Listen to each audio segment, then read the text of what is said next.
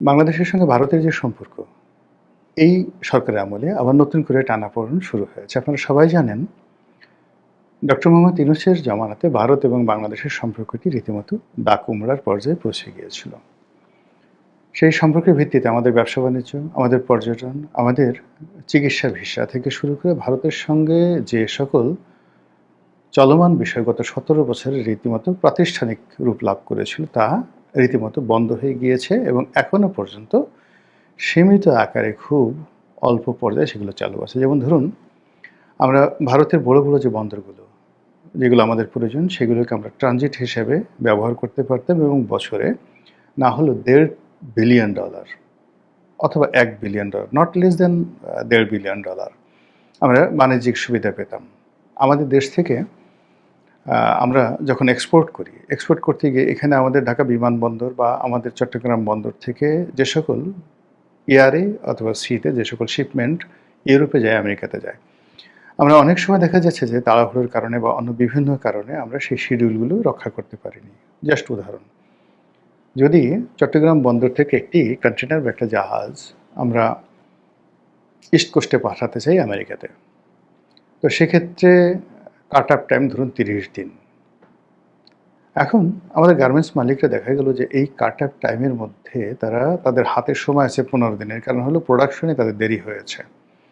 এখন ১৫ দিনের মধ্যে সে কোনো যাকে বলা হয় সিতে এই মাল পাঠাতে পারছে না, মানে সমুদ্রপথে এই মাল পাঠাতে পারছে না, তাকে এয়ারে পাঠাতে হবে। তো এয়ারে যদি পাঠাতে হয় তাহলে সিতে যদি মালের ভাড়া হয় $১,০০০, এয়ারে এটির ভাড়া হয়ে যাবে $১০,০০০, জাস্ট 10 টাইমস। তখন সে কাজ করে কি, বাংলাদেশ থেকে এই মালটি সমুদ্রপথে বাই ট্রাকে অথবা বাই এয়ারে সে কলকাতাতে, নাভাসিভাতে, মুম্বাইতে, অন্য যে কোনো একটা সমুদ্র অথবা বিমানবন্দরে সে পাঠিয়ে দেয়। তারপরে সে এটাকে ওই কাঙ্ক্ষিত গন্তব্যে ইউরোপে বা আমেরিকাতে পাঠায় দেয়। এতে করে তার যে টাকা সেভ হয়, আমাদের যে লাভ হয়, আমরা হিসাব করে দেখেছি বছরে $1.5 বিলিয়ন অর্থাৎ প্রায় ১৬ থেকে ১৭,০০০ কোটি টাকা বাংলাদেশের লাভ হয়। এটা এক্সপোর্ট এবং ইম্পোর্ট দুটো মিলিয়ে। একইভাবে আবার আমরা যে মালগুলো চায়না, মানে বিশেষ করে ইউরোপ থেকে আনি, আমেরিকা থেকে আনি, ইভেন মিডল ইস্ট থেকে আনি। তো মিডল ইস্ট থেকে যে মালগুলো আনি সেগুলোর যে জাহাজের ফ্রিকোয়েন্সি চট্টগ্রাম বন্দরের সাথে, সেই বন্দরের সাথে ফ্রিকোয়েন্সিটা আমাদের মেলে না। এই জাহাজগুলো মধ্যপ্রাচ্য থেকে কখনো শ্রীলঙ্কা হয়ে আসে, কখনো কলম্বো হয়ে আসে, ইভেন সাংহাই থেকে যে মালগুলো আসে সেইগুলো এই ট্রানজিট হয়ে আসার কারণে ক্ষেত্র বিশেষে ১.৫ মাস সময় লাগে। এজন্য ভাড়া কম পাওয়ার জন্য অনেক ক্ষেত্রে আমরা করি কি, ফ্রিকোয়েন্সি সাংহাই থেকে দেখা গেল কলকাতাতে হলদিয়া পোর্টে, সাংহাই থেকে মুম্বাই পোর্টে যে শিপমেন্টগুলো আসে সেখান থেকে আমরা আবার বাংলাদেশে নিয়ে আসি ফ্রিকুয়েন্টলি। এভাবে আমরা গত ১০-১৫ বছর ধরে ভারতের এই সুযোগগুলো পাচ্ছিলাম। বিনিময়ে ভারত আমাদের কাছ থেকে কী পাচ্ছিল সেটা আপনারা জানেন ভালো। এখানে মূল ব্যাপার হলো যে আমরা তাদেরকে সব ট্রানজিট দিয়ে রেখেছিলাম। কিন্তু আমাদের দেশের সঙ্গে ভারতের যে ব্যবসায়িক সুযোগ সুবিধা, সেখানে চট্টগ্রাম বন্দর বা মংলা বন্দর ব্যবহার করে তাদের 7 সিস্টারে তারা যে লজিস্টিক সাপোর্ট দেওয়ার কথা চিন্তা করছিল, সেটা আসলে ভারতের জন্য কখনোই ভায়াবল হয়নি। টিল নাও, হয়তো ভবিষ্যতে হতো। অথবা আমরা যে ভৈরব যে বন্দর, আশুগঞ্জ ভৈরব যে বন্দর, নদী বন্দর, এটাকে ভারত ব্যবহার করে এখান থেকে কার্গোতে তারা কলকাতা থেকে মাল পাঠাতো। এই মালগুলো আবার বাই রোডে সেই কুমিল্লা হয়ে তারপরে সেটা সেই সীমান্তে যাকে বলা হয় আগরতলা চলে যেত। তো এটা ওদের ছিল, কিন্তু এটাও যে খুব বেশি ভায়াবল হয়েছে, নট লাইক দ্যাট। এর বাইরে বাংলাদেশ থেকে বাসে করে কলকাতাতে যাওয়া যেত, কলকাতা থেকে বাসে, এটা রেসিপ্রোকাল ছিল, আমাদেরও লাভ হতো, ওদেরও লাভ হতো। আবার বাংলাদেশ থেকে ট্রেনে করে সেই কলকাতাতে যাওয়া হতো, না মানে লঞ্চে করে, আবার কলকাতা থেকে লঞ্চে বা স্টিমারে করে ঢাকা আসা যেত। এই কাজগুলো শুরু হয়েছিল, কিন্তু এগুলো ব্যাপকভাবে চালু হয়নি এবং এই বিষয়গুলো ছিল আসলে রেসিপ্রোকাল। কিন্তু ভারতের সাথে আমাদের দ্বিপাক্ষিক যে সম্পর্ক, সেই সম্পর্কের ক্ষেত্রে ১ নম্বর হলো যে আমাদের ছিটমহল যে সমস্যাগুলো ছিল, সেই সমস্যা শূন্য। এটা পৃথিবীর ইতিহাসে এক অনন্য ঘটনা। শেখ হাসিনাকে আপনি যত গালাগাল করেন না কেন, এই একটা বিষয়ের জন্য তাকে পুরস্কৃত করতে হবে, ধন্যবাদ দিতে হবে যে বাংলাদেশের সাথে ভারতের যে ছিটমহল সমস্যা, এরকম সমস্যা সারা দুনিয়াতে লক্ষ লক্ষ সমস্যা রয়েছে, যেটি ১০০ বছরও রিজলভ হয়নি, ৫০ বছরও হয়নি। কিন্তু বাংলাদেশের ছিটমহল সমস্যা যেভাবে শেখ হাসিনার জামানাতে নিষ্পত্তি হয়েছে, এটি বিরল। ১। ২ নম্বর হলো যে ভারতের সঙ্গে আমাদের যে সীমান্তে বেরুবাড়ি, আঙ্গরপোতা, দহগ্রাম, এটা নিয়ে যে সমস্যা ছিল, সেখানে যে আমরা নতুন রিশিডিউল অ্যাটলিস্ট ৮ থেকে ১০,০০০ বর্গ কিলোমিটার এলাকা, ১০,০০০ বর্গ কিলোমিটার এলাকা আমরা পেয়েছি। ভারতের কাছ থেকে চিন্তা করতে পারেন ১০,০০০ বর্গ কিলোমিটার এলাকা, কম বেশি হতে পারে, জাস্ট আমি একটা বললাম, ধরুন ১,০০০ বর্গ কিলোমিটার এলাকা, ধরুন ১ বর্গ কিলোমিটার এলাকা আমরা এটা ভারত থেকে পেয়েছি। আচ্ছা, এরপরে ভারতের সঙ্গে মায়ানমারের সঙ্গে আমাদের যে সমুদ্র বিরোধ ছিল, সেই বিরোধও শেখ হাসিনার জামানাতে একটা নির্ধারণভাবে আমরা একটা ভালো ফলাফল পেয়েছি, চমৎকার একটি ফলাফল পেয়েছি। এখনও কিছু আনসেটেল বিষয় আছে। তো এই বিষয়গুলো নিয়ে ভারতের সাথে রেল ট্রানজিট, অন্যান্য যে বিষয়গুলো ছিল, সেইগুলো ডক্টর মোহাম্মদ ইউনূসের জামানাতে এসে একেবারে সব মুখ থুবড়ে পড়ে। কেবলমাত্র আমাদের নিত্য প্রয়োজনীয় দ্রব্যের আমদানি, রপ্তানিতে ধস নেমেছে। বাংলাদেশ থেকে ভারতে যে আমরা রপ্তানি করতাম বিনা শুল্কে, একেবারে সম্পূর্ণ বিনা শুল্কে, সেটা বন্ধ হয়ে গেছে। আর ভারত থেকে আমরা যে সকল পণ্য আনতাম, সেই সকল পণ্য আমরা আনছি, বিকজ ওইগুলো ছাড়া আমাদেরও চলবে না আর ভারতেরও চলবে না। তো এই জায়গাগুলোতে আমাদের কস্টিং অনেক বেড়ে গেছে, এবং ভারতের এই বেপরোয়া এক্সপোর্টের কারণে আমাদের যে স্পিনিং মিলগুলো, এগুলো সব নষ্ট হয়ে গেছে। এত কিছুর পরেও ভারতের সাথে আমাদের যে সম্পর্কটি, সেই সম্পর্কটি বর্তমান সরকারের ছিল টপ প্রায়োরিটি। এর কারণ হলো যে আমাদের ব্যবসা বাণিজ্য, শিল্প, সাহিত্য, সংস্কৃতি, মন মানসিকতা, এমনকি বিনোদন, এগুলোর সঙ্গে ভারতের যে একটা ওতপ্রোত সম্পর্ক রয়েছে। আমাদের বাংলাদেশের ভিক্ষুকরা ভারতে যায় ভিক্ষা করতে, সারাদিন ভিক্ষা করে চলে আসে। ভারতের ভিক্ষুকরা বাংলাদেশে আসে ভিক্ষা করতে, এবং সীমান্তে তারা ভিক্ষা টিক্ষা করে চলে যায়। সীমান্তে বিভিন্ন জায়গাতে অন্ততপক্ষে ১০ লাখ লোক রয়েছে, যাদের এই সীমান্ত বাণিজ্যের উপর নির্ভর করে। বাংলাদেশের কাঁচামরিচ ভারতে পাঠাবে, ভারতের ডিম বাংলাদেশে আনবে, এবং ডেইলি এই কাজ করে এক একজনের ৫০০, ১,০০০, ২,০০০, ৫,০০০ টাকা লাভ হচ্ছে। এগুলো নিয়ে সিন্ডিকেট আছে, বড় বড় চোরা কারবারি গ্রুপ আছে।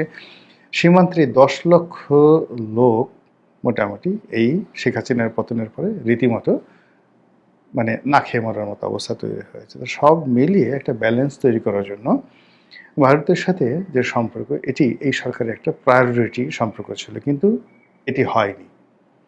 এটি বরং এখন বুমেরাং হয়ে গেছে। যে দৃশ্য আমরা দেখছি বা যে সকল কথাবার্তা শুনছি, তাতে করে মনে হচ্ছে যে খুব দ্রুত এবং সহসা ভারতের সাথে সম্পর্ক স্বাভাবিক হবে না। এখন এই সম্পর্কটা কী কারণে হলো? তারেক রহমান সাহেবের সঙ্গে তো ভারতের সম্পর্ক স্বাভাবিক হবে, ভালো হবে, এবং এইভাবে একটা চুক্তি, এইভাবে একটা কথাবার্তা বলেই তো সেখান থেকে আনা হয়েছিল। এরকম তো বাজারে প্রচলিত আছে। সত্য মিথ্যা বিএনপি ভালো বলতে পারবে। তো সেক্ষেত্রে কেন এরকম হলো? এটা প্রশ্ন। অনেকে বলার চেষ্টা করছে যে বিএনপি ক্ষমতা লাভ করার সাথে সাথে রাজনৈতিক দলকে নিষিদ্ধ করার যে আইনটি পাশ করেছে, যার মাধ্যমে আওয়ামী লীগকে এখন একেবারে পার্লামেন্টে আইন করে রাজনীতি করতে নিষিদ্ধ করা হয়েছে। এটা ভারত ভালোভাবে নেয়নি। মানে শুধু ভারত ভালোভাবে না, এটাকে ভারত মনে করছে তাদের সাথে একটা অপমানজনক একটা অবস্থা। এর কারণ হলো, যদি তারেক রহমান সাহেবের সঙ্গে ভারতের আসলেই কোনো কথা হয়ে থাকে, ভারত যদি আসলে তাকে কোনো গ্রিন সিগন্যাল দিয়ে থাকে, তাহলে এখানে তাদের যারা বন্ধু, জাতীয় পার্টি, আওয়ামী লীগ, তাদেরকে পুনর্বাসন করা, তাদেরকে একটা করিডোর দেওয়া, তাদেরকে একটা সুযোগ দেওয়া, এই কাজগুলো বিএনপির কাছে সঙ্গতিকারণে ভারত দাবি করেছিল বা ভারত এই প্রস্তাবগুলো রেখেছিল। যেহেতু সেই জিনিসগুলো করা হয়নি, তো সঙ্গত কারণেই যাকে বলা হয় ভারত রাগ করবে, নিঃসন্দেহে ভারত রাগ করবে, এবং বাস্তবে সেই জিনিসটাই ঘটেছে। এবং এখন আমরা যে দৃশ্য দেখতে পাচ্ছি, যে সরকার ক্রমশ চীনের দিকে ঝুঁকে যাচ্ছে, সরকার ক্রমশ আমেরিকার দিকে ঝুঁকে যাচ্ছে। এখন আমেরিকা এবং চীন, এই দুটো তো কোনো অবস্থাতেই আপনি একত্রে রাখতে পারবেন না।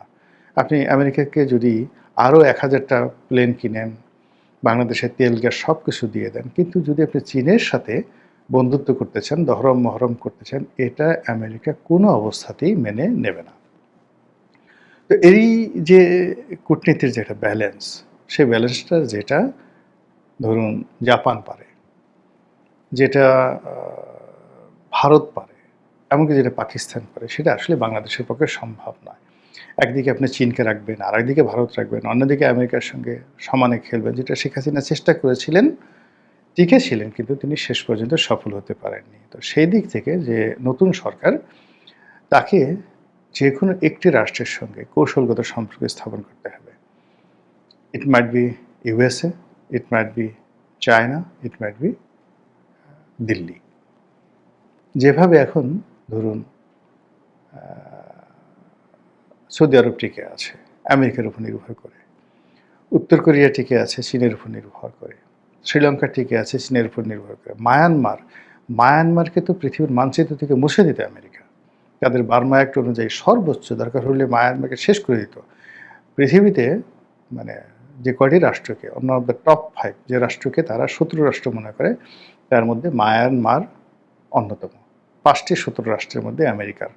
তো সেখানে মায়ানমারে তারা কিছু করতে পারছে না শুধুমাত্র চীনের কারণে। এবং এই যে বাংলাদেশের যে রোহিঙ্গা সমস্যা, এখানে জাতিসংঘের মাধ্যমে যে খেলাধুলা হচ্ছে, এখানে যে ডিপ স্টেট পলিসি হচ্ছে, এখানে যে আমাদের শান্তি দাদু, শান্তি দাদি তারা যে ক্ষমতায় আসছেন, এটার পেছনে মূলত এই যে বার্মা অ্যাক্টের মাস্টার প্ল্যান এবং মায়ানমারকে অস্থির করার একটা মাস্টার প্ল্যান রয়েছে। তো সেই জায়গাতেও মায়ানমার টিকে আছে চীনের উপর ভরসা করে। এবং চীন এতটা শক্তিশালী, তারা মায়ানমারে এই মুহূর্তে অন্তত 10টা গ্রুপ রয়েছে পরস্পরের সাথে যুদ্ধ করছে। তারপরে এই 10টা গ্রুপের সাথে কিন্তু সে মুরব্বী হিসেবে সম্পর্ক রক্ষা করে চলছে। তো এনিওয়ে, বাংলাদেশে এখন যে অবস্থা হচ্ছে, সেই অবস্থায় বাংলাদেশ হয়তো চীনের দিকে যাবে বা চেষ্টা করছে, বাংলাদেশ হয়তো আমেরিকার সাথে আরও বন্ধুত্ব করার চেষ্টা করছে বা করবে, কিন্তু ভারতের সাথে যে বন্ধুত্বের একটা সূচনা হয়েছিল এই সরকারের, সেটা এই মুহূর্তে যে জটিল পরিস্থিতিতে পড়েছে, সেটা সহসা এই পরিস্থিতির উন্নতি হবে না। 1। 2 নম্বর হলো যে সরকার এখন অনেকটা মাইন্ডকেট সিপায় পড়ে গেছে। সে ইচ্ছা করলেও ভারতকে ছাড় দিতে পারবে না। ভারতকে ছাড় দিতে হলে আওয়ামী লীগকে ছাড় দিতে হবে। আওয়ামী লীগকে যে ছাড় দিবে, সেই ছাড় দিতে হলে বাংলাদেশে জামাত থেকে শুরু করে অন্যান্য দলগুলোর সাথে তাদের যে সম্পর্কটা, এটা থাকবে না। রাজপথে বিরোধী দলগুলো চিল্লাফাল্লা করবে, সরকারের মধ্যে অস্থিতিশীলতা দেখা দেবে। আওয়ামী লীগের যারা লোকজন আছে, আবার তারাও বাংলাদেশে এসে তারেক রহমান সাহেবের বিরুদ্ধে কিচ্ছু করবেন না বা চুপচাপ বসে থাকবেন। Things not like that. ফলে কেমন একটা জটিল হয়ে গেছে না পুরো পরিস্থিতি। মহান আল্লাহ আমাদের সবাইকে হেদায়েত দান করুন এবং হেফাজত করুন। আসসালামু আলাইকুম ওয়া রাহমাতুল্লাহি ওয়া বারাকাতুহু।